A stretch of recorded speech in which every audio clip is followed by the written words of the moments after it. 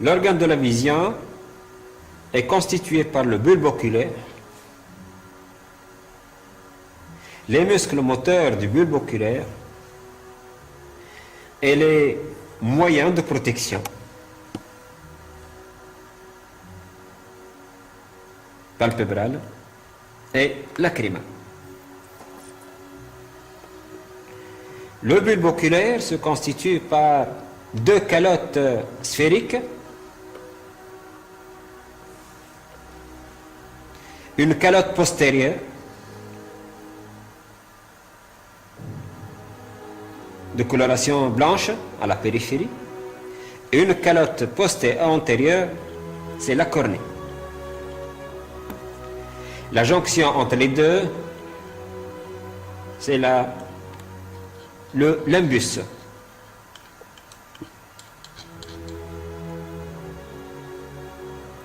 La calotte postérieure se constitue à son tour par la sclère, membrane rigide d'insertion qui rappelle la durmère, l'UV,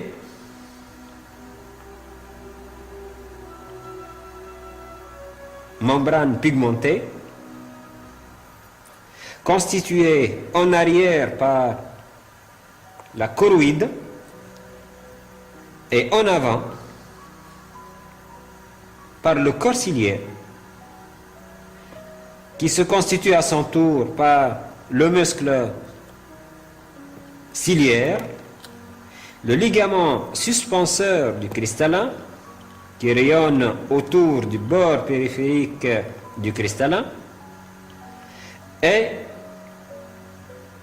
un rideau discal, c'est l'iris.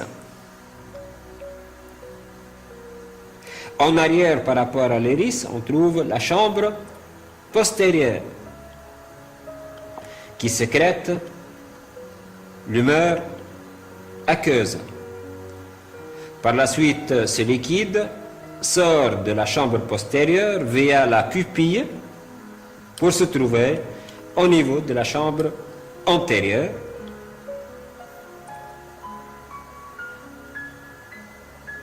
Et ce liquide sera réabsorbé au niveau du limbus.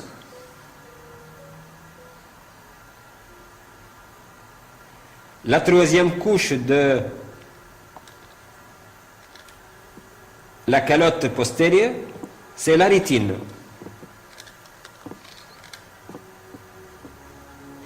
qui présente deux surélévations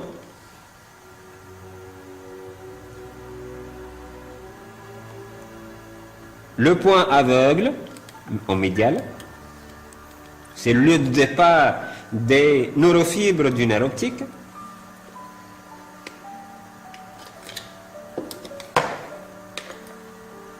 et la tache jaune en latéral.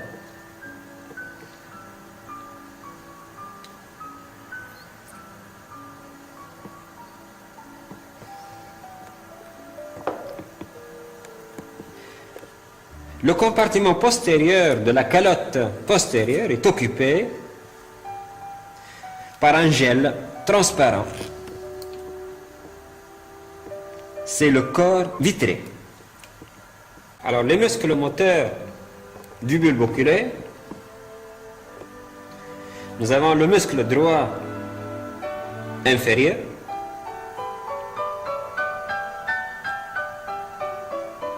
le muscle droit supérieur,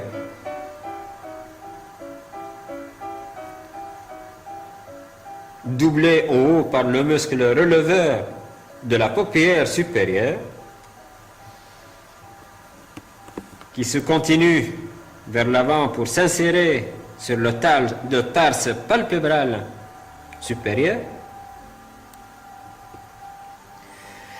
le muscle droit latéral, le muscle innervé par le nerf abducens,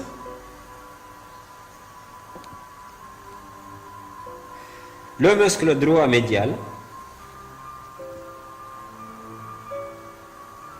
tous les muscles droits excepté le latéral, donc sont innervés par le nerf oculomoteur. Et nous avons le muscle oblique supérieur qui se réfléchit au niveau de la trochlée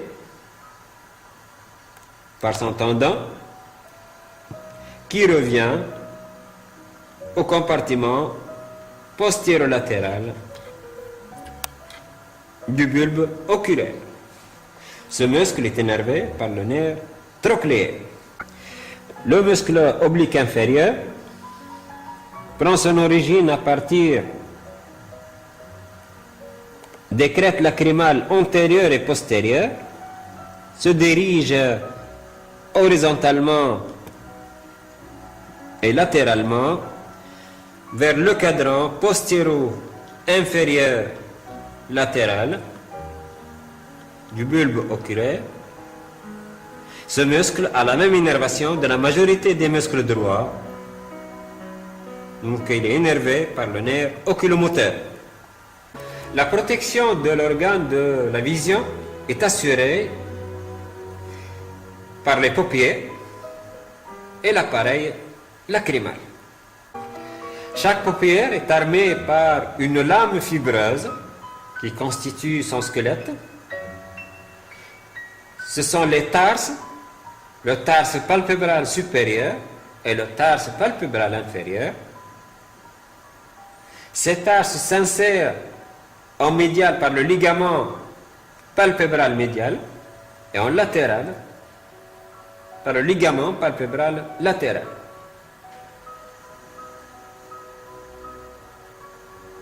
Le tarse est parcouru par des glandes sébacées. Ce sont les glandes tarsales. Pour l'appareil lacrymal, il est constitué par deux systèmes. Un système glandulaire qui occupe l'angle latéral de l'œil et un système canalaire qui occupe l'angle médial de l'œil.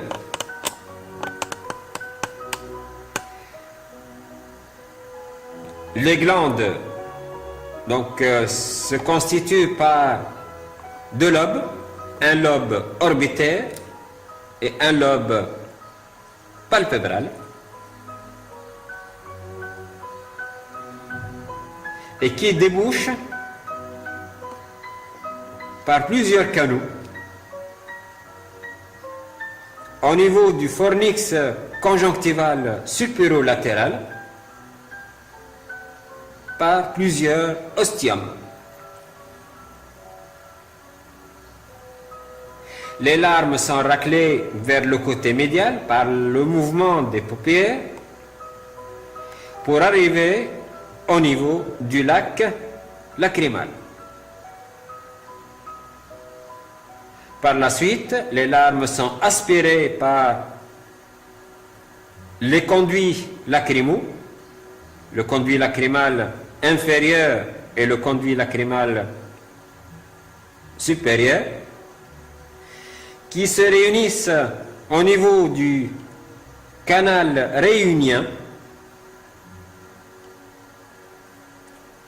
Ce dernier débouche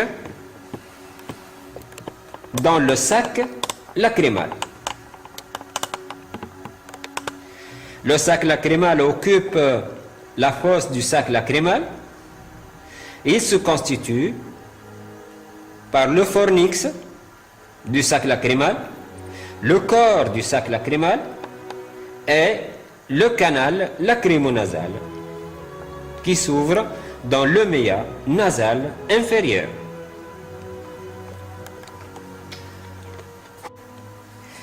En arrière, par rapport à l'orbite, on trouve un dédoublement de la durmère de forme parallélépipédique. Il s'agit du sinus caverneux. Ce sinus présente une paroi médiale occupée par le segment caverneux de l'artère carotide interne avec son aspect en S allongé, remarquons que dans la paroi de cette artère, on trouve le plexus sympathique péricarotidien qui va ramener l'innervation sympathique aux organes endocriniens. Le sinus caverneux est un espace parallélépipédique. Il s'agit d'un dédoublement de la durmère occupé par un sang veineux. On lui décrit 6 parois naturellement, mais 2 parois qui sont importantes. La paroi médiale, qui est en rapport avec la face latérale du corps du sphénoïde. Cette paroi est parcourue par l'artère carotide interne, c'est le segment caverneux de l'artère carotide interne. C'est à ce niveau-là que l'artère carotide interne détache de son bord antérieur l'artère ophtalmique. L'artère ophtalmique qui va sortir sous le nerf optique dans l'orbite et croise latéralement puis en haut ce nerf. La paroi latérale, il s'agit d'une membrane fibreuse constituée par la durmère. Au niveau de cette paroi, on trouve le nerf oculomoteur, numéro 3, le nerf trochléaire, numéro 4, le nerf abducens, qui passe entre les parois,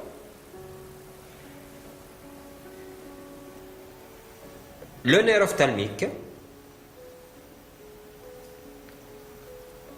et le nerf maxillaire.